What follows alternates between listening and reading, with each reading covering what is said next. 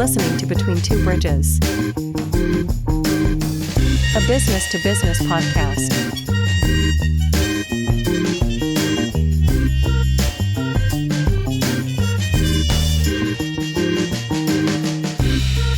With your hosts, Anthony R. Destiny, Joe Ferrani, and Jerry Kenna.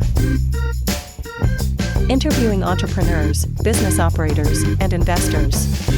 This episode of Between Two Bridges is sponsored by Paymark Payroll. Payday is the most important day to your most important people, and payday is made easy at www.payyourpeople.com.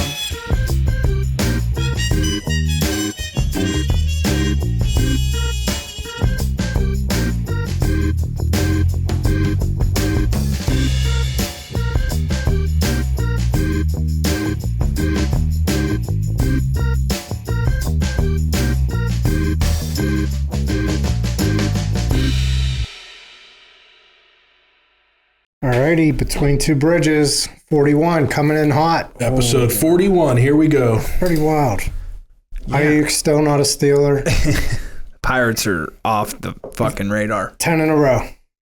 Loss.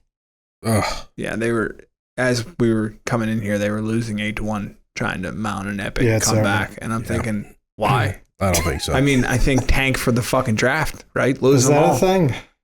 Well, they have lottery, so you can't guarantee yourself. What I'm saying. But like, you can't.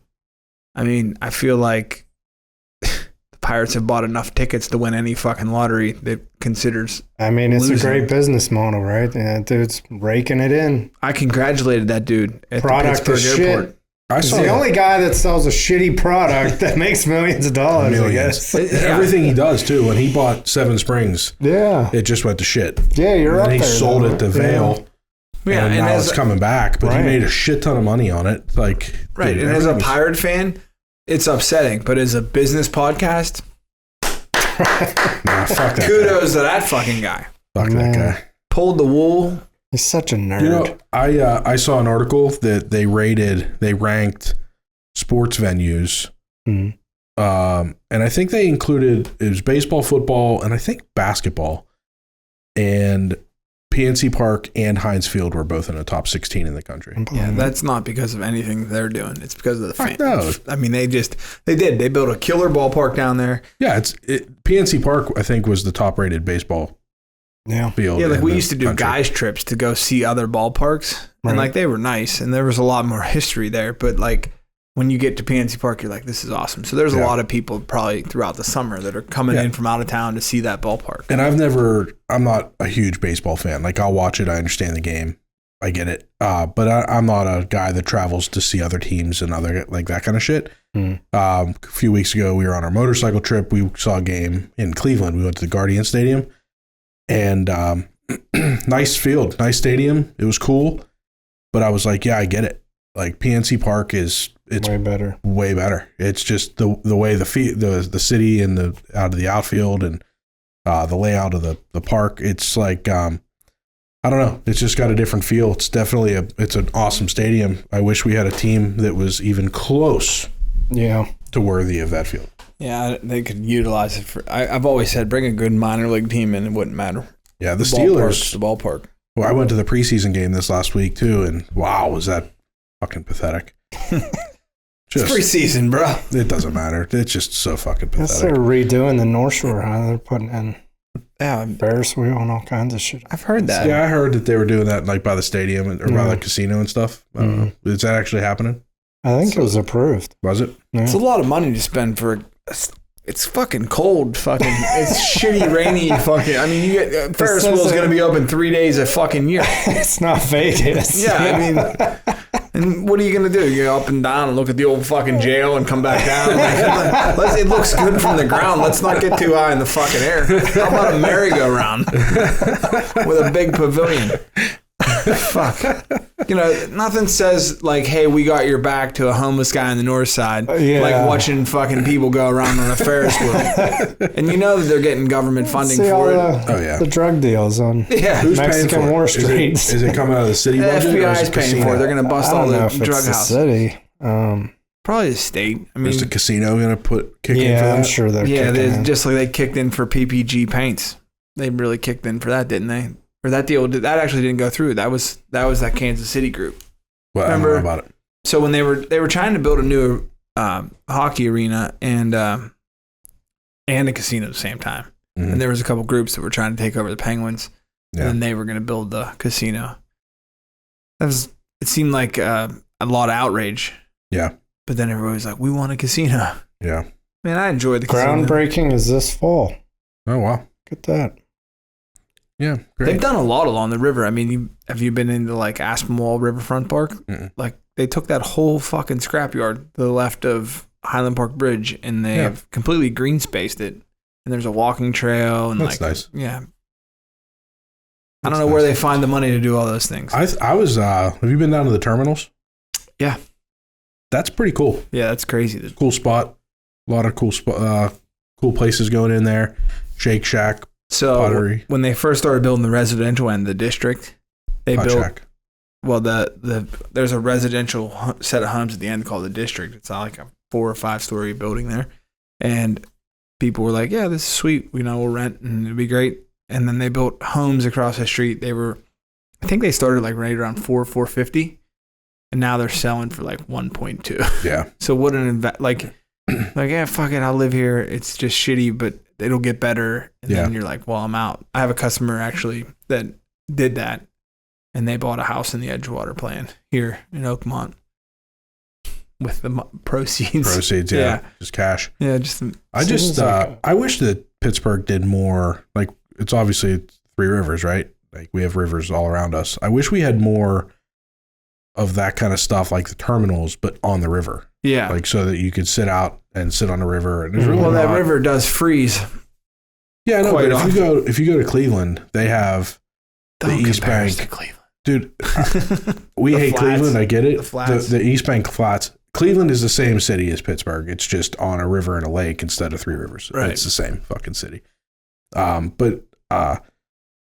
Yeah, they have the East Bank flats. There's a lot of like restaurants and stuff. You could sit and be on the river and like cool. Waterfront dining is kind of cool. Like when you go on vacation, you like do that. And we're surrounded by water here. Why don't we have any of that here? Well, it's probably coming. It's just the rivers have been so fucked.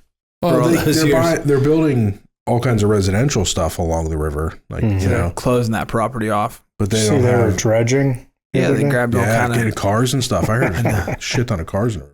No, I'm like that is very believable to me. I had a guy that used to press pants for me. He said before Giant Eagle was built in Verona, there was a pipe that you could like drive a car into. And, like when you stole a car and you wanted to ditch it, you would like ditch it there. And then they would just like wash out into the river. So I'm sure like it's a great place to dump a vehicle. Yeah. Or a body. Yeah, they found that too. Yeah. I saw that in the news. They just found a lady that they've been looking for quite some time. She was in a car in the river. She probably forgot the memory cards when it was fucking flying. She was from Shaler, right? Love you, Nate. It seems to be private funding. Pyatt. Don't we know that guy?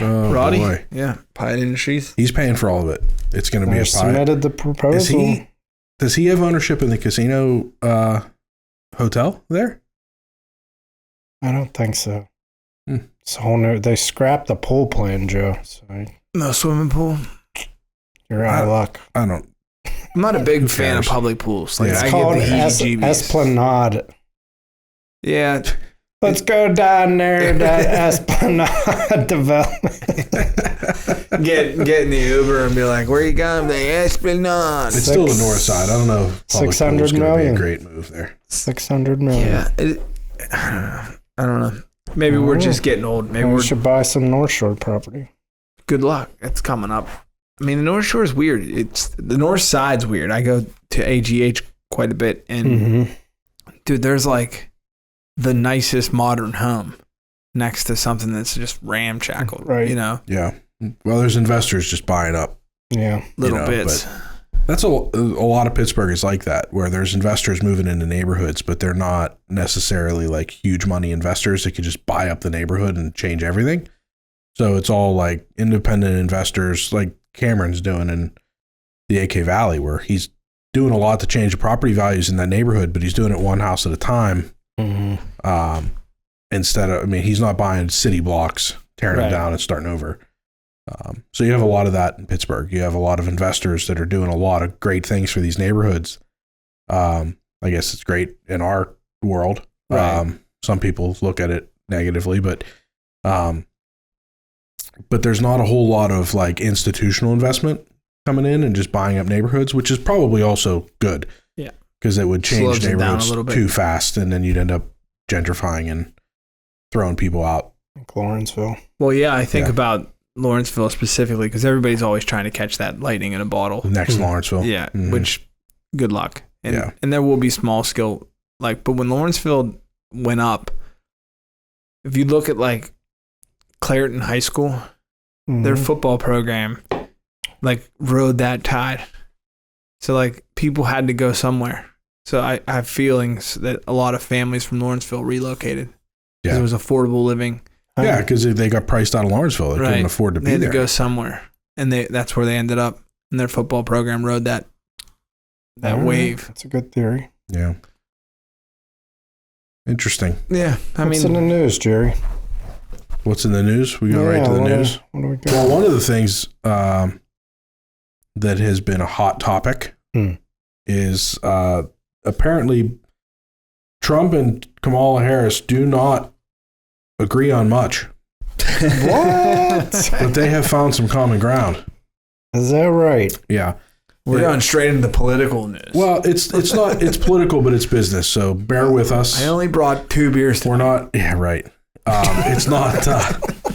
This is not a political talk. I will say though, to start it out with, is that it's interesting when you watch, and it's not just these 2 political candidates. It happens over time, and I remember learning about it in high school, in history, like Mr. Appleman.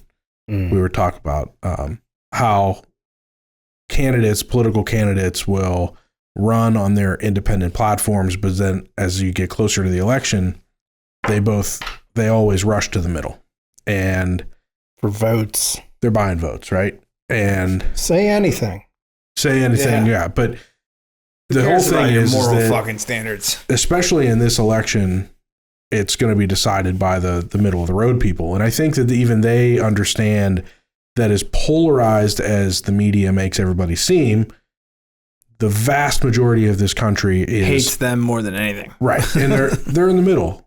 They're not, the loudest people are the people on the extreme right or extreme left, but really the majority of people are somewhere in the middle, right? So in order to get elected, when you're running in a primary, you have to be the most extreme to get your party's credential. Your parties, exactly. But then once you get to the general election and independent people can vote and like that, it's always a race to the middle on how you can prove that you're moderate. And Clinton did it, and George W. Bush did it, and Obama did it. And it's just, that's the way you win in a general election. Well, why do you think the American people don't, as a general population, don't see this? I think they do see it. I think that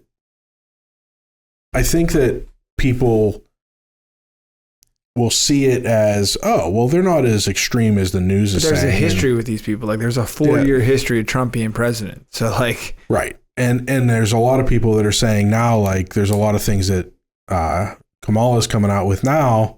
Well, I'm going to do this and I'm going to do that. And a lot of people are like, okay, well, you're kind of in power now. Why aren't you just doing it now? Why do we have to vote for you to do it? Why haven't you done it? No, yeah. It's such you're a here charade. Now. Why are we waiting?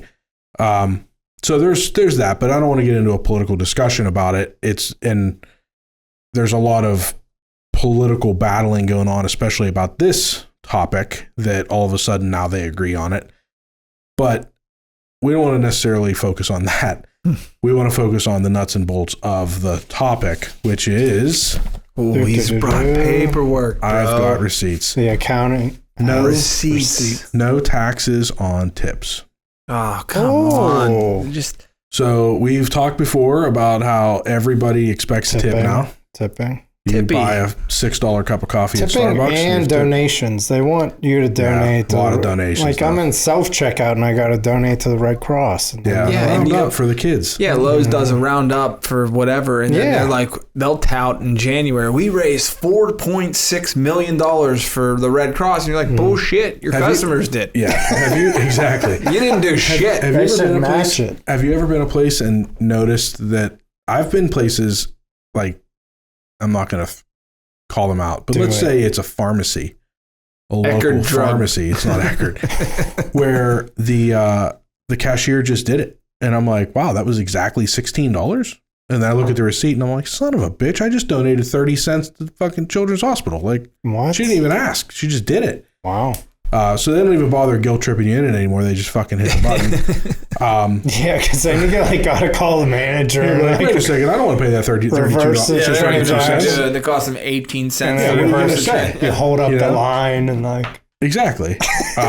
Dude, before we get too involved in this tips, this is probably one of the most big boy short moves I've ever made. So I got concrete and I got 6 bags extra. All right. So I got it from Lowe's. And I've never been good at keeping receipts like on me to like return something. Yeah. So I had the card that I paid with and she's like, no, it's not coming up. Well, I got a new card, like the expiration change. And this was like, I bought it 4 days and she was like, no, it's not coming up. I'm like, okay, fine. Try my phone number, not coming up. I'm like, okay, I have them on the cart. I'm like, you know what? I don't need the $23 that much. I'm not putting them back in my truck. She's like, excuse me? I'm like, oh no, they're yours now. She's like, well, she's like, I can't refund. I'm like, I don't care about the money at this point. I said, I've already. Why can't they just give you store credit? They can't do that. They changed their policy. But I've already lifted these things. Too much concrete theft, Jerry. Yeah. People are walking out with bags when you of concrete. to when I bought it, I asked the guy if he needed to see my receipt when they were loading it in the truck. He was like, dude, I've been doing this 13 years. I ain't never seen anybody dumb enough to steal cement. So when I try to return it, I'm like, okay. Yeah. So like, I just walk away. I'm like, look, I got a lot of shit to do. That's your problem now. I left the cart with the cement in return. There was 8 people in line. They were just looking at me like, Susie at Lowe's, we found your man. Yeah. And it was like a younger girl, and like my brother was like, she was just shocked. He's like, I've had this happen before. If you talk to the store manager, they'll return it. Well, the guy like was standing behind her, and he was kind of like, well, we have a new policy since March, and I'm like, yep, it's your shit now. I refuse to lift that cement back into my truck. Yeah. So Lowe's has 2 strikes right now. Okay. They're rounding up for some bullshit. All right. And their return policy sucks because we can't, not just me, like I'm doing one project. Can you imagine like if you have 10 projects going on and they're like, it's all about linking what you're buying and getting a purchase history. Yeah. And who knows? I might have paid cash that day. Just give me the store credit. I was buying shit anyway. It's $23 Like, and I wasn't really mad at like the girl. It's like her like stand behind the company policy thing, but it was just like, yeah, she didn't make it. 300 fucking pounds. I've already lifted it several times. Oh, yeah. And I mean, I actually, the night before, I cleaned out space in my garage to pull the truck in so the shit didn't get hard so I could return it and it not be ruined. If I'd have known that, I'd let it fucking rain on it. Yeah. Throw it in the dumpster. It was sitting right there. It would have been heavier. Does it get heavier? With water. I guess. You add water, it has to get heavier, right? Oh. Then it dries. It's 60-pound for our listeners out there. Let's do it. What's that? Do a test. Let's get a 60 pounds and then spray it with water and see if it's heavier. We'll weigh it wet and then we'll dry it. People are laughing at us. Yeah. Right now. There's a cement guy out there like these fucking retards. Who buys bags of cement? I get the shit in a truck. The fuck? Just throw it in a river, Joe. Yeah. Dredge it in 50 years. Yeah. All right. Taxes on tips. Yeah. Okay. Back to it. So, all right. How's it work today? So today, if you are a tipped employee, and everybody's going to jump to servers and stuff like that, it also includes hairdressers and manicurists and masseuses and Uber drivers and taxi drivers, et cetera, et cetera. Yeah. Anybody that receives tips. The way it is now, if you receive more than $20 per month in tips, you have to report it to your employer. It gets added to your paycheck. you've already received the cash. So basically they gross up your paycheck so that you pay taxes on it, and it gets reported to the government, and it goes toward your federal wages for federal income tax, state income tax in Pennsylvania, local income tax. It also gets counted for Social Security and Medicare tax, et cetera, et cetera. Your employer also has to match it, match your Social Security and Medicare tax, and it's treated like wages as far as taxes go. Yeah. Part of the issue that a lot of servers have is minimum wage on a server for a server is $2.83, which a lot of people were upset because that hasn't changed. And I think I read 25 years. It's a random ass number. It is a very random number. I don't know how they came up with that. It's $2.83. Cost of one goat. So what ends up happening is if you work at a restaurant that lets you cash out your tips at the end of the night. Okay. So you've already taken that cash, and your paycheck is $2.83 an hour. A lot of times that $2.83 an hour is not enough to cover the taxes on all those tips. So you end up short withholding. Sometimes it's just on federal. Sometimes you're shorting your state and local. So there's a lot of taxes that when you do your taxes at the end of the year, now you end up owing all this extra money because your paycheck wasn't big enough to actually withhold enough for all that extra tip money. So it creates a burden on the service industry because during tax time, they all owe money, or they have to make estimated payments, et cetera, because there's not enough in their paycheck to cover their tax. Now, it creates a burden. At the end of the day, they're not taxed any more than an employee that just gets paid a salary or a regular wage. Okay. Right. It's just that it's I the personally timing think of it. might be fair. Right. And we're going to talk about that. On its surface, it's to somebody in the service industry, they're going to be like, hell yeah, that's great. I can go tax-free. Give me all the money.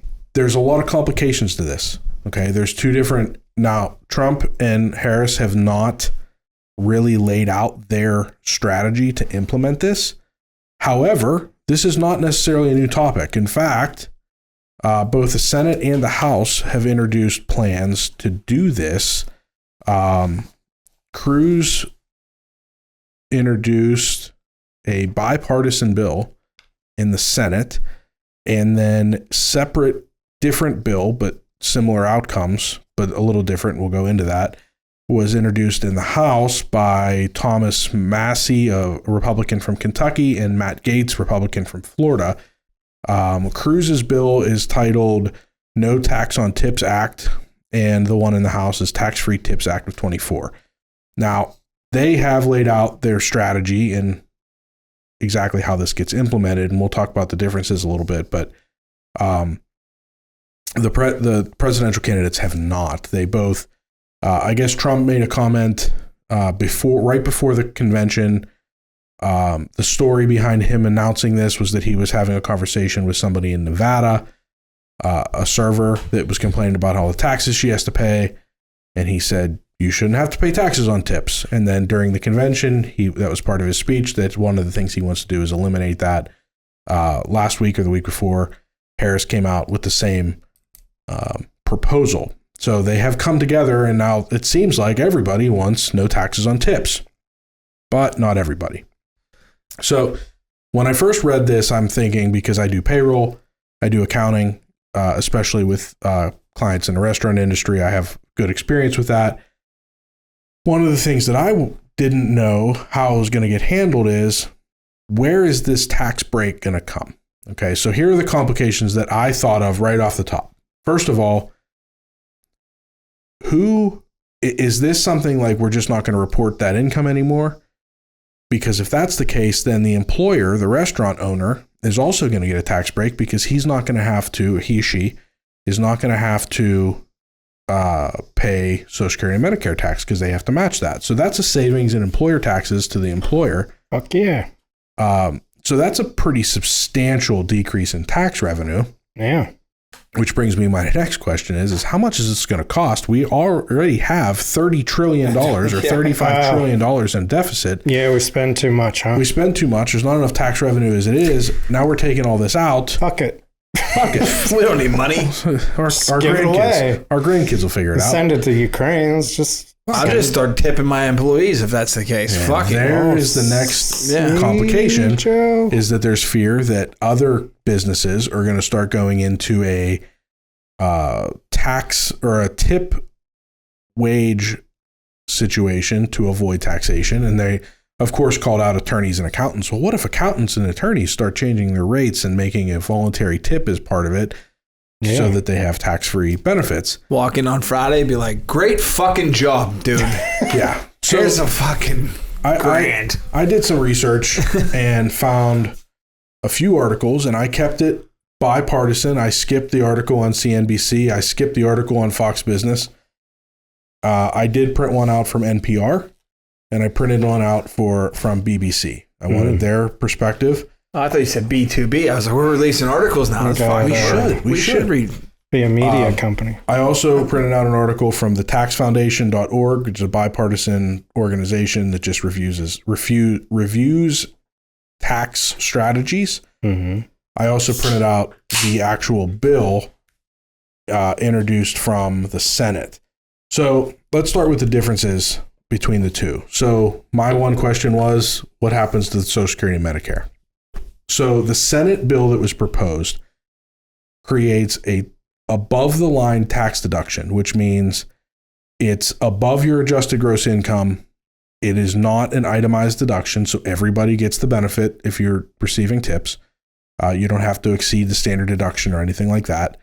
It is a dollar for dollar deduction at 100% of what you received in tips. So if your W-2 says that you had $5,000 that year of wages, which is at $283 an hour, but you had $50,000 worth of tips, your tax return is going to read $55,000 worth of income and a $50,000 deduction so that you're only paying taxes on $5,000. Now, by doing it that way, it's still taxable for Social Security and Medicare, which means the employers don't get any benefit of it, and the employees are still paying into their Social Security and Medicare fund so that whenever they retire, if Social Security still exists, they'll get it. So you got owners walking around the restaurant and be like, hey, don't be tipping these fuckers. All right? Keep it below 10%. Right. Yeah, because I'm going to pay. Keep your tips below $2. I'm going to pay 5% on your 20% tip. Yeah. So that's what the Senate put out. The House bill actually has it where it is not a tax return deduction. It is just not reported.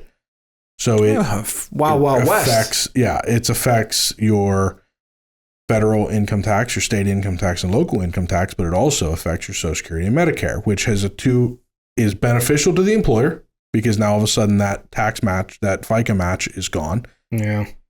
But it also means that there's not going to be any money in these people's Social Security fund whenever they go to retire because they're not paying into it. Fund's broke, right? We're not. Yeah, I'm not getting it. You're not getting it. I agree that there is some serious issues with Social Security. Yeah. We're probably not going to get it.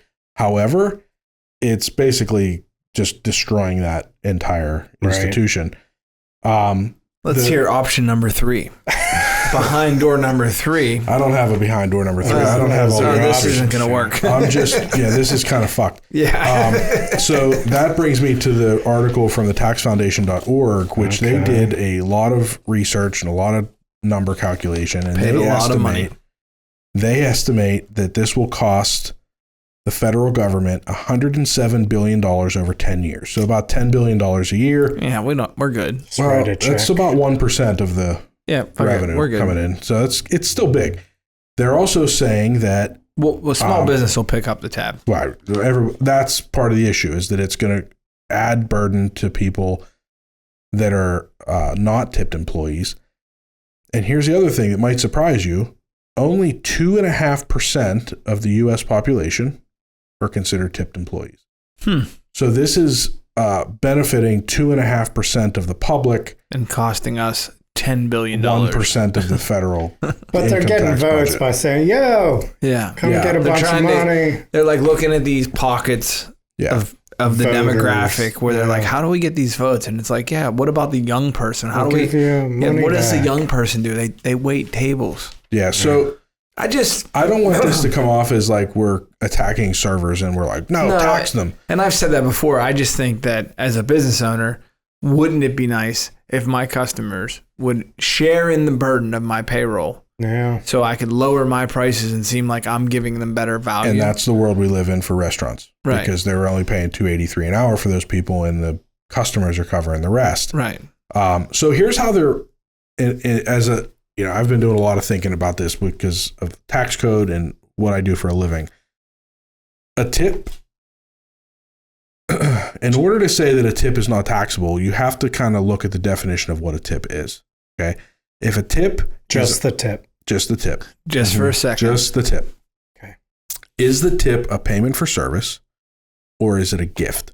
Mm-hmm. Because if it's a gift, there's a gift exemption where if the gift is less than $17,000, and actually that's a misconception too, because all gifts are tax-free to the person receiving the gift, regardless of the amount. But if it's a gift, then it's inherently not taxable. But that also means that it's not taxable to payroll tax, which is federal Social Security and Medicare. So now, like what a lot of country clubs will do, rather than tipping all year, they ask you at the end of the year to donate to their Christmas fund. Exactly. Which then turns it into a gift. Not taxable. So the club saves, the employees gain, everybody wins. I always wonder why they did that. That's why. Because we quit golfing in Pittsburgh in fucking October. What if I just gift my wife $15,000? Well, it's your wife. You're allowed to just give it to her. It's not really. But I'm not getting a tax break, right? Right. Let me explain. So if I give Joe, let me explain that. Because if that's the case, Sarah needs to file some taxes. So let me explain the misconception of the gift thing, because a lot of people think that, well, if I receive a gift, as long as it's less than I think it was like $16,000. I think it might have gone up, but it doesn't matter. Get it? If it's less than $16,000, I don't have to pay taxes on it. Yeah. That's not really true. The gift receiver never has to pay. 18,000. It's 18,000. Yeah. Perfect. So the gift receiver never has to pay tax. The gift giver has to report it if it's over $18,000. Now, that doesn't mean they have to pay tax on it. Yeah. The gift tax only goes into effect based on your total asset balance. And the reason being is not for income tax purposes. It's federal estate tax. Yeah. So if right now, I believe the federal estate tax amount is $10 million before you. If you have $10 million worth of wealth, check. You are. Yeah, we've never had to worry about this right. before. Now if you have $10 million worth of wealth, you pass on, you give it to your kids. Mm-hmm. As of right now, as the law is right now, Trump increased it from 5 to 10. You don't have to pay an estate tax. Some people call it a death tax, whatever. That's on the federal level. Pennsylvania is a different story. Inheritance tax doesn't matter what you have. Blue law state. But but for the federal, the estate tax doesn't kick in until $10,001,001. And there's a $10 million exemption amount. So if I have $11 million that I'm giving to my kids after I pass away, they have to pay the estate tax on the 1, not the 11. There's an exemption. Okay. All right. So if I, in my lifetime, am giving less than $10 million, I can give $100,000 or $200,000 in a year. It doesn't matter. I have to report it because the government has to track my gifts to make sure that they don't exceed the 10 million. They don't want you skating the estate tax. So there's a gift tax form, gift tax return when you file saying, hey, I gifted this much money. And that's the paper trail to make sure that I'm not trying to elude the estate tax. It's not an income tax thing. Yeah. So the person receiving the gift does not have to pay tax. I say all that with saying that, have you ever gifted anybody, or have you ever tipped anybody $10 million? Your stories about it though, so your $1,000. Yeah. 10. A tip, if you say it's a gift, there is no tax. But that also means there's no Social Security, there's no Medicare, there's no employer match, there's no anything. Mm-hmm. It's a gift. I think the loophole in that is you provided a service. If it's a payment for service, then it's taxable, which is the way it's treated because the employer is only paying $283. So at least it has to go up to the federal minimum, which is $725. So that's the gray area, is that how are they going to define? Are they going to redefine a tip and say it's a gift? If that's the case, is this just a move to make employers pay $725 an hour? Right. Which could end up being very expensive. So if we leave large tips, are we kind of screwing the business owner a little bit? In this program, yeah. Yes. Because if you leave $1,000 tip, they have to pay 7.65% of that to their Social Security because so the employer is taking a beating. They don't show that in the TikToks. Yeah, No. they're like, oh. No, but nobody gives a fuck about the owner, right? They're not worried Nobody about that. gives They're a just trying to. yeah. And in fact, let's be honest, most of the people that are posting that shit on TikTok don't give a fuck about that server either. They're trying to get views. Right, and the Let's thing face is we all own small business here at the table, so we're all loaded, dude. Yeah, it's all clout. Business owners are loaded. Yeah, Every right. business We're all owner rich. is loaded. But it's just a clout thing. They're just trying to get clicks and views and try to show off how generous Can you they are. write this as a gift on the receipt? So I've seen that. I've seen that where people are like, no tip. Here's $100 gift, not taxable. Does that work? No, it's Do fucking they wear stupid. foil hats when they do it? It is what it is. Yeah, they should. I mean, IRS doesn't. you could argue it, but Okay. Well, what's the system now for those that don't know? Like, how does it work? Like, in the current system, how do they report their wages? Is it an honor system? Like, I made $3,000 in tips. Well, it used to be whenever everybody was paying with cash, but now everything's on a credit card. So the employer, if the employer has $100,000 in a month worth of credit card deposits, but the sales revenue for that restaurant was only $60,000, they have to figure out a way to come up with where's that other $40,000? What is that? Well, it's tips. So the employees have to report at least their credit card tips. They're supposed to be reporting all of their tips. Some servers may, I don't know, allegedly not claim their cash tips, but credit card tips is a paper trail. Yep. They know, and there's nothing you can do about it. So basically, as a restaurant goes, at the end of the day, they have to put in the computer how much they got in tips, credit cards, and cash. The point of sales typically already have their credit card tips in there because it got put in whenever everybody signed their receipts. So there's really no way around that. Yeah, servers now are buying cars and houses because they're reporting income. They're buying power. Exactly. So that's the other thing. We kind of talked about that, is that if you're not going to put it on the paycheck because it's not taxable anymore, and they go through with like the house bill and they're not going to report it at all, what happens to the lendability of all these people? Because they're not going to borrow anything on that $5,000. Yeah. How are they going to buy a house? How are they going to buy a car?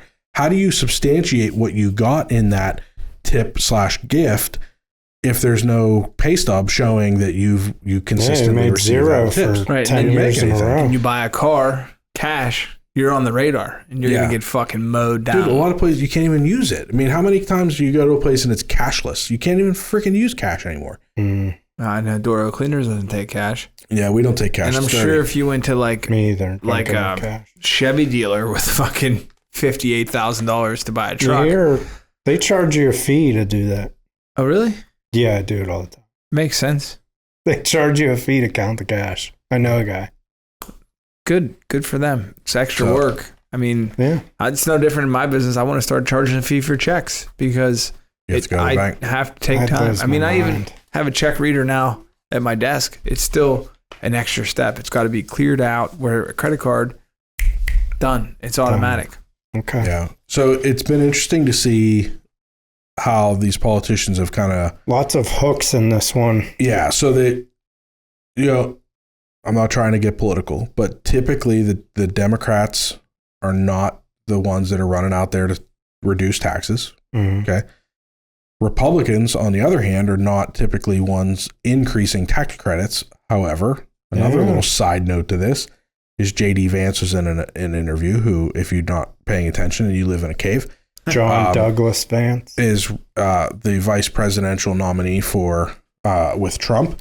He came out and said that he thinks that they should raise the child tax credit to $5,000 per child, and that he said that Donald Trump agrees. Have more children. Somebody with kids just start cranking them out. Yeah, sweet. But that's also going to be a very large burden on the tax revenue that the government's taking in. Now, I'm all for lowering taxes, reducing the tax debt. Taxation is theft, all that shit, right? But at the end of the day, the government has a very hard time not wasting money. And it's like a free-for-all where all these programs, the construction projects, everything, the government notoriously overpays for everything. There's a story going around, and that when Trump took office, they were working on a new Air Force One with Boeing. Oh, yeah. It was just, I guess it was built out and negotiated under the Obama administration. Trump took office right at the end of it, found out what it was going to cost to build, and it was something like $5.6 or $5.4 billion for 2 airplanes. Trump said were that's they ridiculous. Electric? They're the Air Force One, which the build out for Air Force One, it's crazy, right? Yeah. He said that's ridiculous. We're not paying that. Sent Boeing back to the drawing board, ended up buying them both for $3.6 billion. But and I'm not saying that Trump's this master negotiator and that he's saving the day. And this isn't a pro-Trump. Though. He will. This isn't a pro-Trump statement. My statement with this is that it is the federal government, and even all the way down to local governments, are notorious for overpaying for things because it's government. Because the vendors know they can get whatever the fuck they want. We talked about it earlier before we got on air here. It's residential construction is one price. Commercial construction is a whole nother price. Yeah. And then you make government construction and it's exponentially larger. If you take residential construction and times it by commercial construction, that is government construction's cost. I think it is a bipartisan or nonpartisan understanding across the board that the government is not efficient or and that's just frugal. Not the federal government. That's every All government. Like, is not efficient or frugal to do any project. Where a private citizen or a company that's looking to do things profitably are going to do any project that you give them more efficiently and for less money because they're looking to save money, where the federal government or any government is not necessarily looking. Right. And I'm sorry to all you guys that got these big contracts through the federal government, but it's bullshit. It is what it is. Because like the handicap ramps, remember when that was a big thing that every intersection should be handicap accessible. Right. So they would go through a town and it would be like $8 million to fix. And it's like, okay, but like there's a lot of local contractors that would have done a 4-way intersection for like $1,200. Yeah. But and been happy to do it. But all the government red tape and all the bureaucracy, no matter what party is in charge, it doesn't matter. Right. The government regulation, the bureaucracy, the red tape, all the people involved,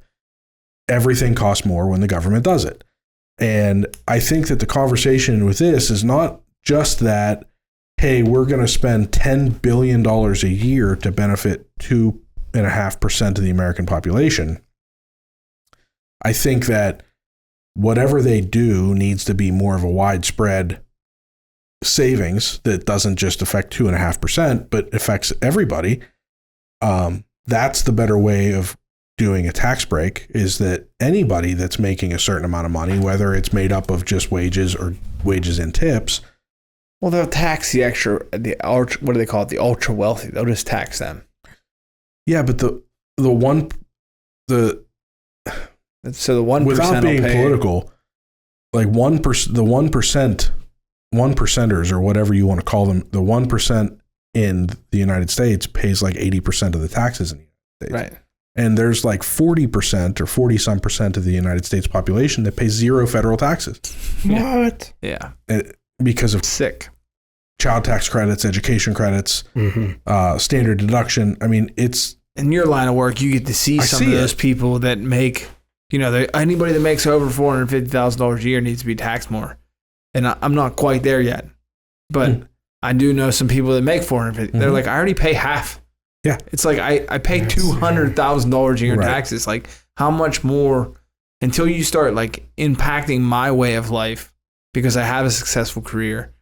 Like, how is it fair? Yeah, the U.S. tax code is not fair, and if you talk to somebody in one party versus the other party, they'll tell you different reasons it's not fair.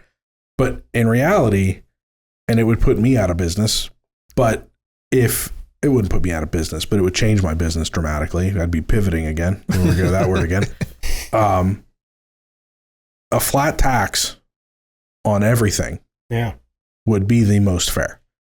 Like, you mean on purchases? Like, well, yeah, that would be Income. ultimately the most fair. A consumption tax, like a 10% consumption tax you on bought everything. it, you pay tax. By doing that, you're lumping in people that are hiding income, whether it's illegal income or under the table income or tips that aren't being reported or whatever. It's going to tax everybody equally. But it's also, it shouldn't necessarily, percentages have nothing to do with dollar amounts, right? If you make $1 million a year and you pay 10%, that's $100,000. If you make $100,000 a year and you pay 10%, that's $10,000. So the guy making $1 million is paying 10 times as much. Why should it be 10,000 for the guy making 100,000 and 30% for the guy making $1 million? Why should it be 10,000 versus 300,000? That's like, why did it have to go up so much? Because there's a lot less people in this country that make 30,000 than $1 million. So you buy more votes when you go after that guy. Right. And nobody cares about that guy. Right. And like, as a young person, like, I would always be like, fucking welfare. Like, these people just sit around. They don't get, they do nothing. Government housing handed to them. They're just living their best life. Then an old timer once told me, he said, what you're doing there is you're buying insurance. Because if you stop paying people on welfare and you take away their housing, where are they going to go? They're going to come take your fucking house. Yeah, I don't necessarily think that. Because they're not going to just, like, They're not just going to crawl in a hole and just go away. Yeah, I don't necessarily think that. I think there's a place for those programs. I think that it's massively abused.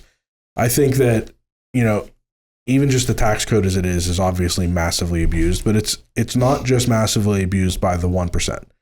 It's massively abused by everybody, right, because there's a lot of people that have a W-2 job for part-time income making $15,000, $20,000 a year, but they have a side hustle where they're making cash and they're not reporting any of it. It's one of my favorite segments we've ever done on this show.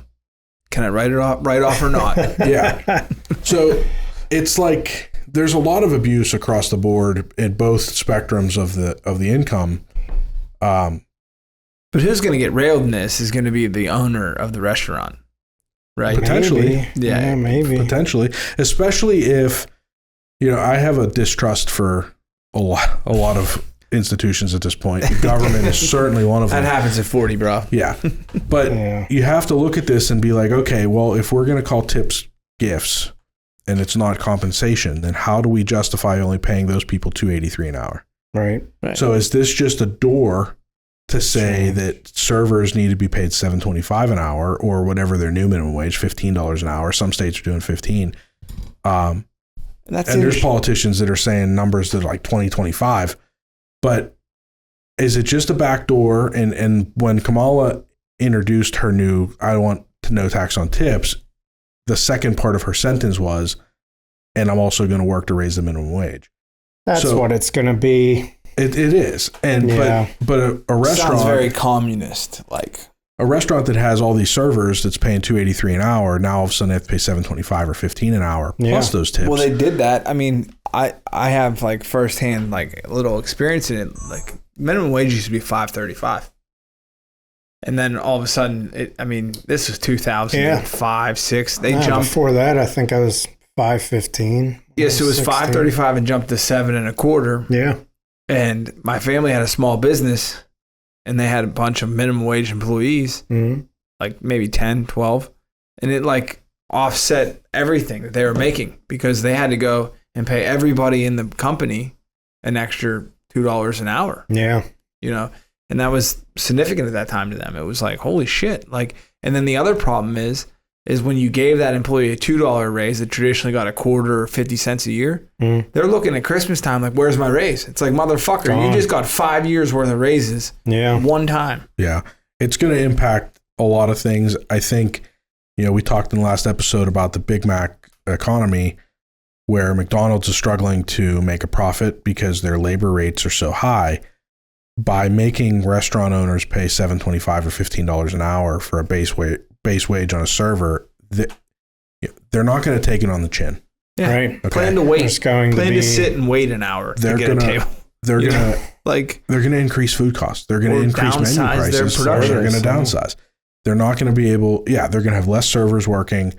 Remember when we were growing up? It was like, there's 3 tables right there. What the fuck? Yeah, and once you get into the industry, like I used to think the same thing. Like, well, why do I have a 40-minute wait? There's 4 tables open. It's not about the 4 tables that are open. They have the space for you. 7 waiters. It's the fact that they only have so many servers. It's a matter that they don't want to overwhelm the kitchen, because then everybody at these tables is going to have a 40-minute wait for their food. So there's production issues, and we know that in our industries, but in restaurants the same way. Right. And that's why they don't have anybody at those 4 or 5 tables, because the kitchen's backed up right now. So you can't see anybody buy a cow and stay there. home and fucking cook. Cook at home. Buy goats. You're going to see $2.35 in a world we're living in with massive inflation. Yeah. We're going to go old school, man. If they were to introduce this, restaurants are going to have to raise prices to maintain, because, everybody wants to talk about, all these restaurant owners must be millionaires and wealthy, super wealthy. Most restaurants work at a 10% profit margin if they're lucky. And how many restaurants have we seen over the last several years that have closed because they can't make ends meet? Success rate is super low. It is, because the margins aren't there. Right. Food costs have gone through the roof. Labor costs are high. Even if a server's only making $2.83 an hour, they still have to pay their cooks $20, $25 an hour. Yeah. You have bussers that are making a regular rate. Food runners, like there's all these different other positions in the restaurants that have gone up, even though the servers are still doing $2.83 an hour. But like I've also said in other videos, the people that are complaining because of that $2.83 an hour typically are not servers, because if you adopted a policy where you said, hey, servers are making a minimum of $15 an hour and no tips, you're going to have an enormous number of servers that are going to be like, well, fuck this, I'm not doing this job anymore. Come work at a dry cleaner. Let's go. Servers that could be making 6 figures a year at some of these nicer restaurants, all of a sudden making $20, $25 an hour. It's not the same. It's not. They're never going to make that kind of money at an hourly rate. This headline is shit, man. Yeah, it's. So Paula, pizza owner, don't go for the headline, it seems. I just feel like sometimes part of me, I side with the server, because they're in a tough business, but we're all in tough businesses. We are. We all have shit days, and you get a tip at the end of your shit day, and we just got to go fucking deal with it. But the other side of me is as a business owner, wouldn't it be nice if I could offset 25% of my revenue in my payroll because people gave tips? Yeah. Right. So my people do get tips around the holidays, but they're still expecting their paycheck and my big gift that I have to give them, which is another thing. Come Christmas time, bonuses untaxed. Is it a gift? It's a fucking gift. Yeah. It is from now on if they go through with this shit. If they go through with this. Fucking gifting everybody everything. You get a gift, and you get a gift. You can't deduct it. It'll be like when you were a kid and we were selling Christmas wrapping paper. Yeah, Joe, you're screwing yourself. Yeah, you're screwing yourself because you can't deduct the gift. We'll make you gift it. And then I'll gift your employees. I'll gift all your employees. Launder it through me. He's talking about laundry. Yeah, we're not going to do that. Remember when we were kids, though, and you would sell gift wrap for a fundraiser, and if you sold 8 rolls, you got a fucking sneaker ball, air freshener. We'll just do that. You press fucking 10,000 shirts this year, I'll pay your mortgage for next year. Alarm clock radio. Yeah, fuck it. Let's go. It's I don't know. This is fucked. Yeah, it's one of those policies that they're all talking about to try to get votes, and in reality, it's really not beneficial to the country overall. Right. And the whole thing is, the biggest tax burden on a server is the fact that they have to pay it all at the end of the year, or they have to pay estimated payments. However, and I'm going to have an unpopular opinion here, if a restaurant stops cashing out tips at the end of the day and they include the tips on the paycheck, now their paycheck is big enough to withhold the taxes. It eliminates the problem. Right. Yeah. So, but servers don't want that because they want to walk out every day with their cash. Right, and they're working a shitty shift. When the whole world's sitting down to eat, they're working. Yeah. Sure. So there's some things holidays. And 100%. It's a shitty job. It's a hard job. Some love it. Yeah. Some make great money doing it. Some are very good at it. Because you are very good at it. You do this for a living, so I guess I'd ask this question. What's broken about it now? The biggest issue right now, in my opinion, are a lot of restaurants are letting their servers cash out the tips at the end of the night. It's not beneficial to the employee or the employer. The benefit to the employee is they walk with their cash. Yeah. So they have cash in their pocket every day instead of waiting for payday. But that makes it so that you have a huge tax bill at the end of the year. So, like, if you have a restaurant and you sign your tabs and Jimmy makes $360, he has to go to his pocket and hand out that cash tip on the credit card? A lot of restaurants are doing that. But in this world, it's making it even more challenging for the restaurant because less and less people are paying cash. So the problem a lot of restaurants are having right now is that they don't have the cash in the restaurant to pay out the Tommy tips. gives a $10,000 tip on a credit card that he fucking defaults on that anyway. Slowly, I mean, not to get conspiracy level, but this is just about control. 100%. This goes back to the Exxon They want it all tracked. Yeah, they don't want you tracked. using cash. 100%. We're going to get rid of it with this shiny little headline. So restaurants don't have enough cash to pay out the tips. Yeah. So now they're having issues with having cash. It's hard to take cash out of the bank because banks don't have the money. Yeah. And then if you take too much out, you end up with suspicious activity reports and everything else like that. They used to have restaurant owners, barbers, and everybody walking in, depositing tons and tons and tons of cash. Dude, there's banks that are charging fees. You can't even get on a plane with cash. They're like, what are you doing with this money? Dirty. It's fucking dirty. I know. I had a client that went to Vegas for the Super Bowl. Yeah. And he has, I'm not going to exorbitant amounts of cash. Too much information about the client, but he has a business where a lot of people pay cash. Yep. Now he reports it all. There's no tax evasion, but he reports it. He reports it all, but he has a lot of cash. He doesn't take it to the bank. He's like, whatever, I'll just hold on to it. So he had a bunch of cash. He's like, I'm taking it to Vegas. I'm going hard Vegas, baby. On the Super Bowl. Chiefs. He was going with like $30K in cash. He got stopped at TSA and spent an hour and a half or 2 hours being interrogated. $30,000. Mail that shit. They had dogs. They had dogs sniffing the money, looking for drug scents and stuff for the smelling the cash. He had to. Where did you get the cash? From my business. Dude, if one of his customers was a cokehead, he'd have been fucking locked up. 100%. Most money has coke on it. I read 100%, and in his business, there's a possibility that some of that money had coke on it because he was a drug dealer. No, some of his customers may have been, but not because he's doing anything out of. It's not him. Yeah. So he ended up, and it was a big issue. And then to make things worse, when he got to Vegas, he bet it, and he won. So he had to bring 60 back. So he had to bring 60 back. What are you doing? So the big concern was, are we going to have an issue getting back? We have even more now. Should have drove. So I actually told them, I'm like, hey, listen. Rent a car. You pay me a percentage of it. You throw me some cash. I'll drive out to Vegas. I'll drive it back. Pick it up. But here's the difference. Whenever you have customers that are paying you cash throughout the year in 5s and 10s and 20s, $30,000 going to Vegas in low bills was a lot bigger than when the casino paid out $60K in $100 bills. It came back about that big. Yeah, it's funny. Need a bigger box. And I'm sure that the TSA agents in Vegas are much more used to seeing. They probably see some things. They were probably like, oh, you only have $60K, huh? Right. So can you imagine like the stress? Like I know how I feel whenever like I have my laptop in my back pocket. I'm like, fuck.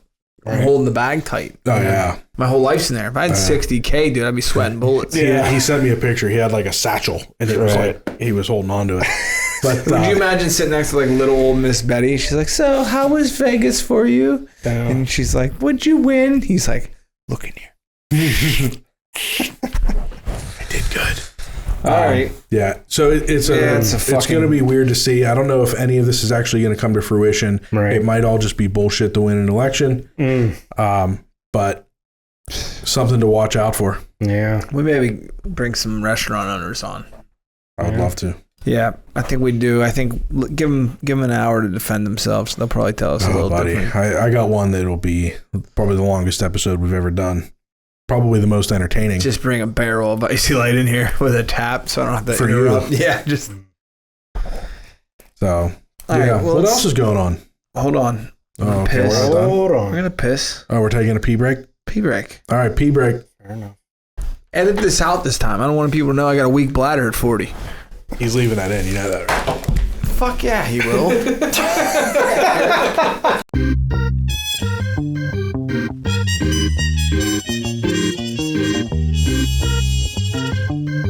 a brief word from our sponsor.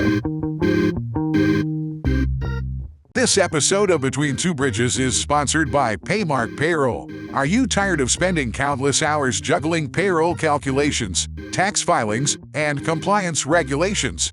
Well, say goodbye to that chore and let Paymark Payroll take the burden off your shoulders. With our secure online portal, you can access your business information from any internet location, even your phone. Employees will love the ability to receive direct deposits, and they can access all their pay stubs, tax forms, and information through their own portal. Focus on growing your business while we take care of the rest.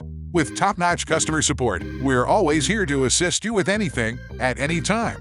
Don't let payroll stress hold you back. Choose Paymark Payroll and experience the freedom to thrive. Contact us at payyourpeople.com for a personalized consultation and a demonstration of our powerful payroll solutions, and see how Paymark Payroll can better your workflow. That's payyourpeople.com. Join the growing list of satisfied businesses that have embraced the convenience and efficiency of Paymark. Payday made easy. Your business deserves nothing less than the best, and that's exactly what Paymark Payroll delivers.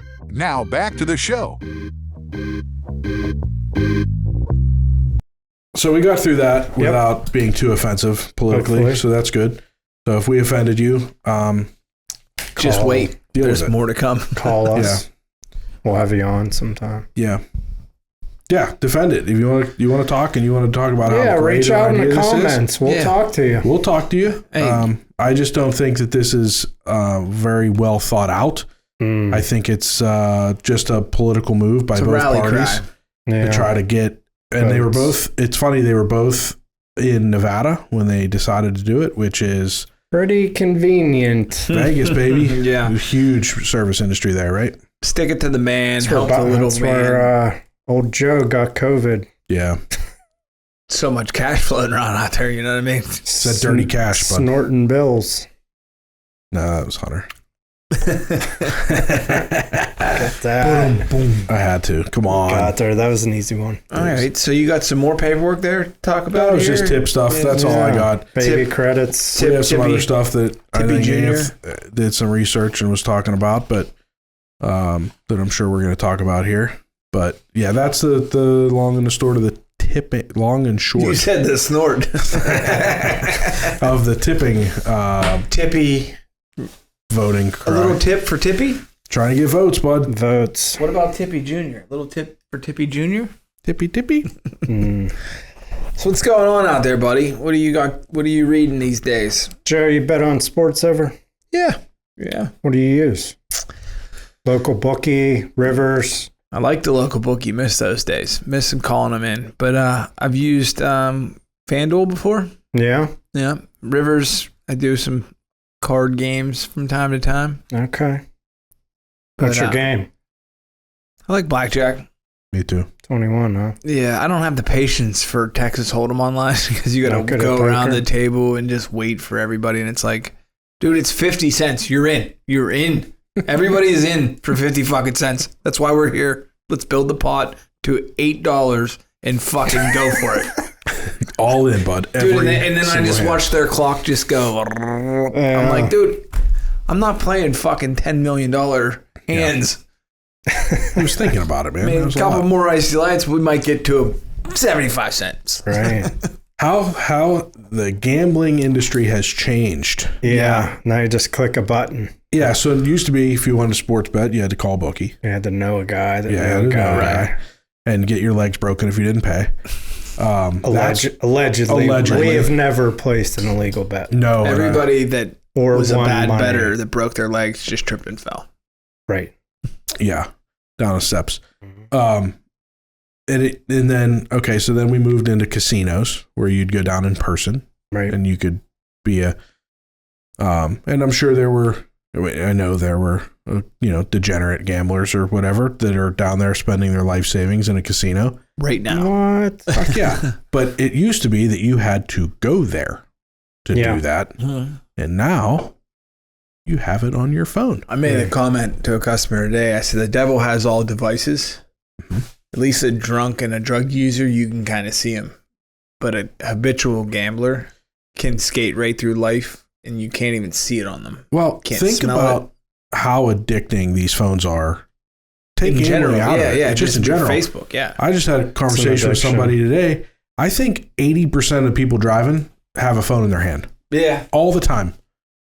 It's so goddamn dangerous. But they pick on drunks. Yeah. Yeah. Okay. We had that talk before. You're not going to win that battle, Joe. A beer is not any better than a phone in your hand. Anyway. But now it's like, it's very easy. Instead of just scrolling through TikTok, now you're playing slots. Right. And it's just $100. Yeah. As a tax preparer, I deal with gambling every year where people come in with their little slips from the casino. And I've been doing this for 16 or 17 tax seasons. And I would always have a handful of guys that would come in and have, literally $100, $200, sometimes like $400,000 worth of gambling winnings. Okay. But now that you have these apps, I have several that have come in with 7-figure gambling winnings. Oof. But they're not winning. They're giving it all back and then some. Yeah. And like, hey guys, there's a reason why casinos are so pretty. They're so nice and always redone and looking good. They make money. And one of the things on the online gambling is it's a lot easier to put money in than it is to take money out. It takes several Usually days they like need to a get file, back. like they need you to like send a picture of your driver's license. Yeah, verify your identity. Like, what? Did you shave recently? Because we don't think that's you. You didn't need to verify my identity when I was giving you money. And now you're like, wait a second, who are you again? And think about all the accounts out there that have like, 35 cents in them that people just leave it. Yeah. I think I have. I have several accounts like that probably. Yeah, I have BetMGM. Apps.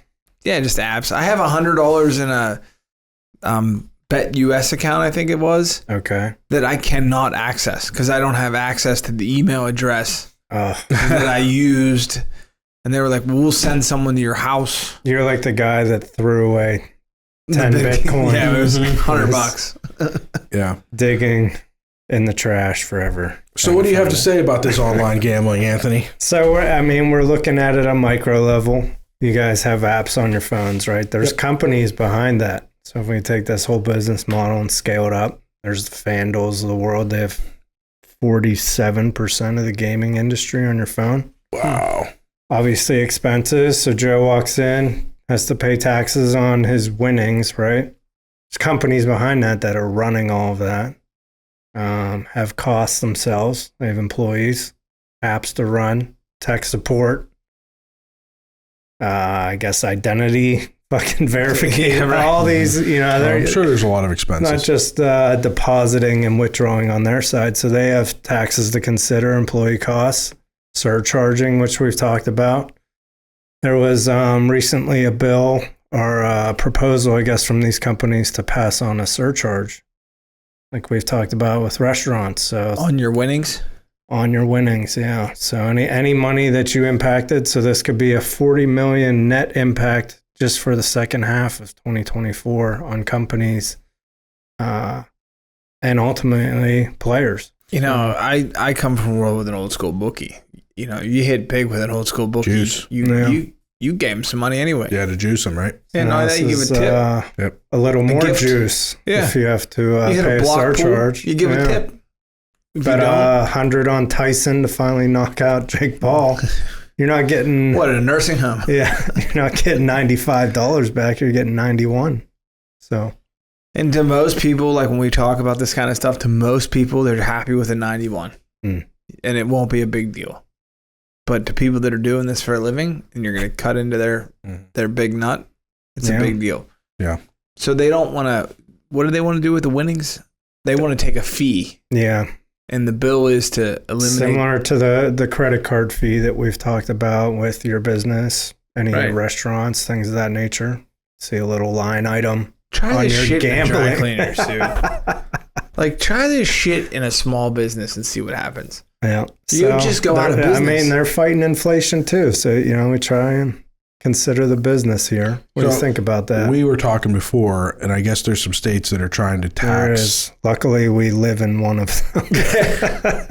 Shocking. We got Illinois, which kind of kicked off this whole discussion. So there's multiple operators that have a tax rate over 20% on customer winnings. Illinois, New York, Pennsylvania, Vermont, among them. So the winner that pays out is paying the tax also? So if I win $1,000, 26% in Maryland. but In PA, you pay 26%. Right? Yeah, tell us. I mean, if I walk in winning $1 million last year, right? well, it's ordinary income. So here's the thing. Here's the thing with gambling winnings. Okay. So you are allowed to write off. There's two different ways to handle gambling winnings on a tax return. This traditional way for a non-professional gambler. Yeah. Just a habitual Degenerate. or just somebody that just as a hobby gambles. They have to report their winnings. They're supposed to report all of their winnings, not just what you got W-2Gs for, all of your winnings. And you're allowed to write off your winnings to the extent of your gains, meaning if you have $1 million worth of winnings and you have $2 million worth of losses, you're allowed to write off $1 million of those losses to bring your gains down to zero. Now, most people treat it as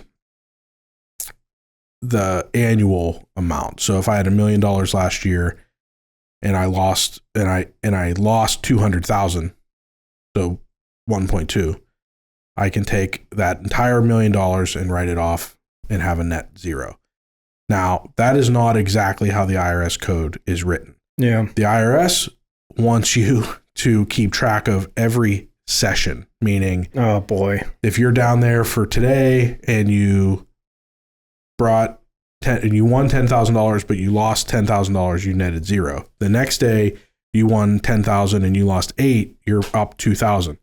The next day you go and you're down $15,000, it doesn't offset the two. Okay, it's per session. Okay. Now, I can tell you as a tax preparer that probably less than 1% of gamblers are doing it that way. What? Now, I will tell you this, and I'm not giving you tax advice. The IRS typically has a pretty lenient policy when it kind comes of to look that. the other way. And to the point where if I put in $1 million worth of gambling winnings on my tax software and I don't put a loss matching that, my tax software will actually come up with a warning and be like, hey, you can write off all of your winnings or all of your losses to the extent of your winnings. Just so you know, you may have screwed this I up. thought it was like balloons. Like, congratulations, your client is the best gambler ever. No, it's like, hey, because like we said, there's a reason why casinos are so nice. Very few people actually make a profit when they're gambling. So it is assumed that it's going to be a dollar for dollar loss. Now, for somebody that's not a professional gambler, we talked before of the tips, the above the line and below the line deduction. Okay, so above the line deduction means it's a dollar for dollar deduction off of your income before you get down to your adjusted gross income, meaning everybody gets it. It doesn't matter if you have itemized deductions or standard deduction, doesn't matter. Okay, so, and the reason why this matters is the standard deduction for a single person is around $14,000. Okay. If I had, say I had a scratch off lottery ticket, I won $1,000. Okay. That's all I did. Now I spend over $1,000 on scratch off tickets all year long because I buy them every time I go to the grocery store or whatever. Not me personally, but this person, right? Yep. I can theoretically write off the $1,000 that I spent in net zero, right? Well, not necessarily, because if you don't itemize on your return, that gambling loss goes on your Schedule A, which is for your itemized deduction. So if I don't have enough to itemize, I'm not getting that benefit. Yeah. I'm paying taxes on $1,000. Now, which I've said on here before, I feel is bullshit because they set the form at $1,000. So if you win 1,000, you fill out the form, but they don't deduct the cost of the entry. Right. Which is kind of bullshit because if you buy a $20 ticket. So you have $9.80. I'll tie this together real quick. So FanDuel operates in many states, right? Each state imposes a tax rate on that company. New York and New Hampshire maintain 51% tax rates on the company. On the company's profits. Yes. So, So not they're the winners. looking to offset some of that. Right. That's with what I understood too. surcharging. Right. So they're trying to make up for all the taxes they have to pay, which, remember the episode with Faith, Yeah. she mentioned if you end up having to pay tax, do you pass it off to your customers? Here it is. They're trying to do that. Yeah. Now, And I don't blame them for it. I don't necessarily blame them either, but I guess they got some heat. They did take a lot of heat and have backed off some of this. They're saying since they're so large, smaller companies won't be able to offset it. So they may have to implement the surcharge. To help their vendors that are Yeah. offering these services like Vericheck and Yeah. stuff like that. So Yeah. Well, it's just a matter of time, you know. It's just a matter NFL of season's time. around the corner, Joe. Yeah. We'll see. Yeah, I don't know. Well, and we talked before about how tax code is designed to benefit certain industries and punish others. And this is one of those industries that nobody gives a shit about. Nobody cares about the profitability of FanDuel's or DraftKings or MGM or any casino for that matter. What? So them having to pay a higher tax, nobody gives a shit. That's never, you're never going to see a headline like poor MGM had to pay extra tax. It's like cigarette tax, right? Nobody gives a fuck. Well, Cigarettes are $12. I remember Most of it's tax. Right. You think about like when they were putting the casino in Pittsburgh, there was people that were against it. And as a young person, I'm like, how the fuck could you be against this casino coming here? Yeah. Like, this is great. And then you go down there now and you see like Mrs. Smith and Aunt Betty down there Gambling their taking life their savings. whole Social Security check, putting it in and just banging it out on the slot machine. And they're bad for the environment. They're bad for culture. I mean, I have clients that have lost investment accounts, their homes, real estate portfolios.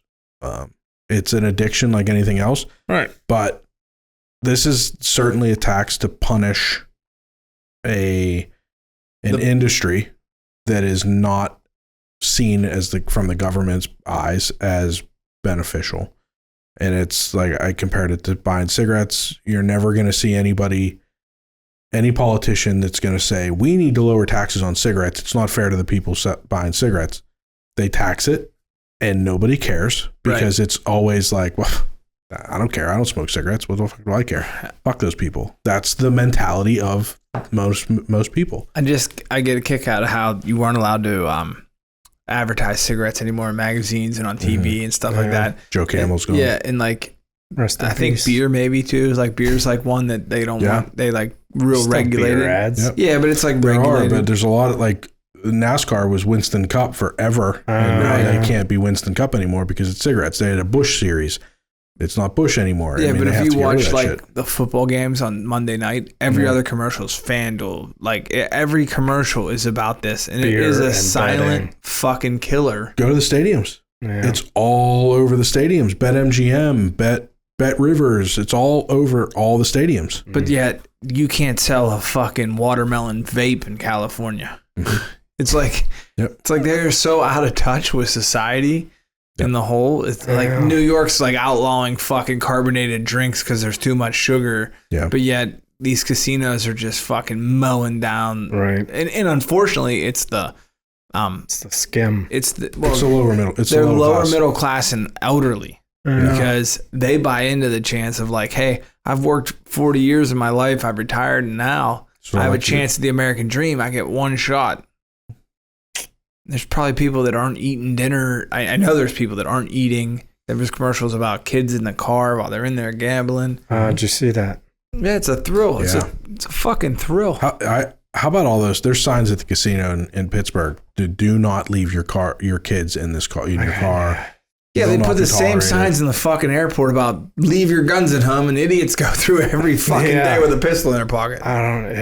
That doesn't make sense to me. I don't know. That's the world we live in, though. We deal with fucking idiots, and we try to balance out through all these bills and laws of how the idiots stay flatlined. You know, they just coexist with everybody. Like if you fucking go into the Allegheny or into the Pittsburgh airport with a loaded fucking firearm, off with their fucking head. Because you don't make that mistake. Like, I know we're like, You've never been in that line and went, I left my gun. bag? no, I mean, I put some weed in the bag one time and was shitting bricks. I couldn't imagine what I'd do if I was like, fuck, I got a pistol in my pocket. You made it through, obviously. Like I don't even like. I'm in a position right now where we have a lot of things moving around, and I'm in and out vehicles a lot. Yeah. I don't even leave it in a fucking vehicle when someone else is driving a vehicle. No, you can't. Because nobody wants to get pulled over with a loaded firearm, and then they say like, "What's everybody say?" It's not mine. It's not mine. Borrowed this car. Like if I take my wife's car and I take my pistol with me, the first thing I do when I fucking get out is take it with me. Does your wife carry heat? She used to. Oh yeah. Yeah, but she doesn't have. She let her permit lapse. Maybe that's what she'll do when the kids go back to school. Okay. When we first got married, my wife never was around guns or anything like that, and I was like, "Hey, I think you should get your concealed carry permit." And she's like, "Why?" I'm like, "Because if I have a gun under the seat of my truck and you take it for a ride and you get pulled over, you need to be licensed to carry a gun because that's a concealed weapon." What's Training Day? That's my favorite line in that movie. He's like, "You get 7 years for each bullet" as he starts ejecting them. But yeah, I mean, nobody wants to be in that position, and it's easier if you do have your weapons permit. It's easier when you get pulled over too, because like if they find a gun. I got a funny story. Completely off topic. No. We went, I forget where we were going. Oh, we went to Florida. This was last year to visit my aunt for the weekend. And took a loaded gun on a plane? No. Road fucking traveler here takes a loaded pistol. I take, so my kids, it was the four of us, my kids, and my son was like, I'm going to pack my carry-on because he wanted to pack like activities and stuff, right? So there was toys. There were no guns. But so he had, he decided, and it was a complete parent fail that we didn't supervise this process that we have learned. But his bag gets pulled by TSA at Pittsburgh Airport. And I'm like, that's weird. And she's looking through it and she looks at me and then she looks at the guy next to her and she's like, and she does this. And I'm like, what is in that bag? So first of all, he has a Nerf gun. Okay. It was like bright yellow and orange, but it was a gun. In an x-ray machine, it was like, what the fuck is that? Okay. And he had this, we have this little thing. It's like a tube that's full of like beads. And then there's like all these little, little characters in there. Like it's like a finder, you spin it to like find the different things in there. Like there's a kaleidoscope. Yeah. Looks like a goddamn pipe bomb. So he's got a pipe bomb and a Nerf gun in his backpack. Boy.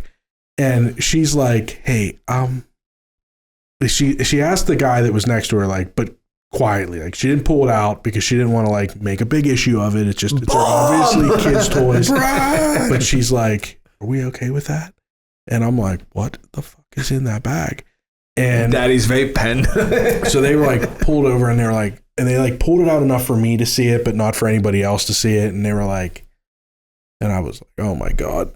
I was so embarrassed. And I'm like, Vinny, you can't take shit like that to the airport. And I'm like, leave it to my kid to bring two toys that look like major weapons through TSA. It was fucking embarrassing. They're like, son, what's your name? He's like, Saddam Hussein. So we just went to Florida a couple weeks ago to visit a buddy. And he's like, I'm going to pack my bag. And I'm like, what are you putting in that bag? And he's like, no guns, no pipe bombs. I'm like, my man. Yeah, so he's what, 9, right? Just turned 10. Okay, so he's 10, and he's figured this the fuck out. Yeah. And we got fucking grown-ass men driving all the way from West Virginia to Pittsburgh to hop on a plane to go see Aunt Shirley in fucking Altoona. And they're like, oh, I didn't know my pistol was going to be a fucking problem. It's like, get the fuck. It's every fucking night on the news, too. I'm like sick of hearing about it. Yeah. It's a big punishment, man. You go through there with a gun, it's a big deal. It's federally. You're federally fucked. Yeah, you're not going to own that gun anymore or any other gun. Yeah. And I don't think they're all there to shoot the fucking president. No, they're just stupid. Yeah. They just didn't realize they still had their gun in their bag. But it's like, that's a big item. Yeah. I think it all goes down to just being a responsible gun owner and knowing where your guns are. Yeah. You know what I mean? Like if you didn't know it was in that bag, it's like, do you just leave it everywhere? Yeah, you should be on a list. Yeah, you should be on a list. You're not allowed to own a gun. You should probably know where it is. 29 guns found at Pittsburgh International Airport so far. Just in 24. On pace to beat 2023, a record year, which was 44 guns. So they found more. Who are these people? They found more guns than we've had episodes. I mean, reach out to us on why you took your gun to the So how many weeks are we into the year? We're over halfway through the year, obviously, but we're probably what, 20? We started this in Yeah. 30 some. 30 some About weeks. one a week. So it's basically one a week. Yeah. A little less than guy one a week. And that's just the ones that caught. Yeah. There's probably some check bags that. But yeah, like Yeah, if you you're take fucking 9.5 ounces, they're like, sir, throw it away. Throw it away. It's like, what about my 38 special? Throw that. You gotta throw that water bottle away. It's Right. not TSA compliant, but And TSA's become fucking scumbags too because they did the pre-check, right? Yeah. So like now you probably could walk through with a gun. yeah. But then they have a new company out. So for for an additional fee, you can get even more convenient. Yeah. And it's like, Supposedly. fuck, you know, when does it stop? Like, I just want to fucking get my value out of my flight. I don't need you to. They charge really me. push it. Like when I went to obnoxious. Chicago, the guy was like, Obnoxious. "Hey, you want to sign up? Yeah. I'm like, $80 for 4 years." I'm like, I own my own business and I got fucking 2 kids. I fly fucking 3 times a year. You know what I mean? Like, and they're selling it like it's a fucking deal. yeah. I don't know. Look behind this. And if you curtain. do fly every week for work, like, Oh, no brainer. it's a no-brainer. But like, you know, if you do that, you're gonna look for the value in what you have. You don't need to be fucking getting in TSA pre-check. They're coming up to you and selling you. It's like, dude, I already bought Girl Scout cookies. Leave me the fuck alone. You know, like it's everywhere. So we were talking about gambling. Yeah, I don't know how we got here. Gambling and guns. Well, I'm go gonna hand in gamble. I'm betting the over on guns this year. We're fucking setting a record. Call We're gonna fucking go down Jimmy to the Boogie. Rivers. Yeah. They I'm set gonna put that. 1,000 on the over. See the over under. No, so yeah, they're pivoting is what they're doing. The big companies have to pivot too because Well, it's just a larger scale from all the small little businesses that are charging credit card fees. They're trying to pass off some of the expenses to the consumer. So I guess we didn't have this in our notes, but it brings me to this. In my company, my manufacturing company, we sell directly to a large publicly owned company. And they can call at any time to their vendors an RFQ. Don't ask me what it stands for. You can Google it. But they can ask you, is this your best price? What's your profit margin on this product? They can ask you, what's your waste? What's your scrap? What's your hourly wage? They can ask you a litmus of questions. Round 1. Round 2, the questions get more personal. In round 3, if you're fortunate, you will be rewarded the contract. But what they're doing is it's a scare tactic. Because if you sit on your morals and you're running a business at a 20% margin, your price is your price. Mm. But if you're not on your morals and you're at a 30% margin, you're thinking, oh, I could fluctuate. I could try to beat this price. And then you could lose a significant part of your business because private equity, and it gets worse now because there's all these algorithms out there. So before they had to pay the 3 of us to sit in a room for fucking hours on hours and be like, all right, company A, B, and C, this is where they're at. Like we can go back to them. We could squeeze a little more out of B and a little more out of C and whoever's lower. But now they don't have to do that. It's just in the algorithm. Yeah. It's like taking the SATs. You get this test. It's like, on Tuesday, what did you have for lunch? And if it's not fucking lunch meat sandwiches, they're like, he's making too much money. We're going to squeeze him. Yeah. It's but that goes back to why private industry is able to get things done for less money than the government. Because when you get a government contract, they're not asking you that shit. No, they're like, hey, can't you use a little bit more money? We'll pay you. Well, you're a little cheap. Yeah. Well, they got to spend their budget, right? Yeah. The government accounting versus business accounting is very different. And I've done work for the movie industry, and the movie industry is the same way. So, like, if you're the director of a movie and you set a budget for $410 million. Wait, what have you done for the movie industry? So, like, Netflix, when they were in town, we've cleaned tents for them, we've cleaned clothes. Right. Yeah. But what they'll do is they'll set a budget at the beginning, Yeah. like $300 million for this series. Mm. And then they get done and they're at $210 million. Well, now it looks like the director doesn't know what the fuck he's doing because he's $90 million under budget. Well, and it's not only that, but the next time he does a project, They're it's going to be undercut less. him. So what he'll do is be like, hey, can we leave these people on the payroll for like another 3 weeks to clean up? And then they come to you and they're like, hey, can you clean this? Don't worry about the price. And they'll go from the 210 to 295 Yeah. to just offset that. Yeah. So it's $85 million of grotesque spending, Jeez. which in Allegheny County they don't have to worry about because they don't pay taxes on that shit. Yeah. And government is the same way, where they have a net zero budget, meaning every year they start with the same budget. Right. And if they don't spend all that money, then the next year the budget gets decreased to what they spent. Correct. Yeah. So they're like, well, we have this money. And, and it's not just federal, because federal doesn't work on a budget. They don't give a shit. They spend Only 30 unlimited trillion amount of money. Yeah. But local governments and state governments typically run on that net zero budget. So at the end of the year, if they've got this extra money in the budget, they're looking for places to spend it. Yeah. They never go to the news like, we're sitting here, we're arguing about how we're going to save $100 million. We're going to write it off. We're going to save $100 million. They're like, no, fuck it. Gotta spend it. Yeah. There's a one-armed man in Argentina that needs to get it. Because next year we're not going to get it if we don't spend it this year. Right. And I guess that's just the system. The system is broken. Yeah. But nobody wants to admit it. And that's one of the things that like enticed me so much about Donald Trump the first time around, when he was talking about draining the swamp. The swamp's fucking there, dude. You can't drain it. It's not that they don't want to admit it. It's that they're benefiting off of it. Everybody's winning. And not only them, it's like 25 degrees. Yeah, everybody. Like the lobbyists, the companies that are donating to them, that's where they're spending that extra money. If a company comes in and they're a big donor, guess who's getting some grants and no bid contracts and things like that. Right. And this isn't partisan. This isn't one party versus the other. They're all guilty of it. Yeah. Lobbyists make a ton of money. Yeah. So nobody's going to fix it, because the people that are benefiting on it are the ones that are supposed to be voting to fix it. Yeah. Nobody's going to give themselves a pay decrease.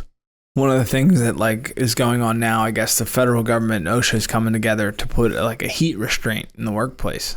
Yeah. Maybe we talked about this in the last episode, but like I don't have to worry about that. You think that like steel companies will take care of that? Like, they're not coming after me. Yeah. Because like there's lobbyists for large corporations, and as soon as there's a good idea, if it doesn't meet the line of the lobbyist, they'll squash the fuck out of it.